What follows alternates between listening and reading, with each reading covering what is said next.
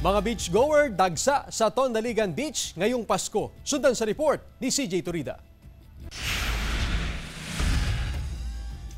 Nagtungo sa Tondaligan Beach sa Barangay Bunuan Geset, Dagupan City ang ilang kapuso ngayong araw. May mga nagtampisaw sa dagat. Ang ilan, tamang chill lang. May mga naglalaro. Meron din mga nag-iihaw.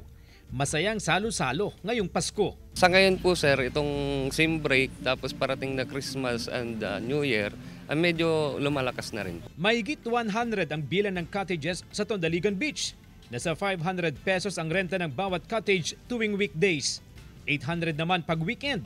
Pero pwede naman daw nilang ibaba hanggang 600 pesos. Pero tuwing December 25 at January 1, itinataas nilang renta ng cottage sa 1,500 pesos. Dito lang daw kasi pwedeng bumawi ang mga cottage owner. 2 araw lang naman daw at sana'y maintindihan ng mga customer. Kayang mag-accommodate ng hanggang 15 katao ang bawat cottage sa beach. Sabi po kasi nila maganda raw dito, tapos nag-celebrate na rin kami. Gawa ng 60 years old na yung nanay namin. Okay naman po. Maganda. Masarap! Manyaman!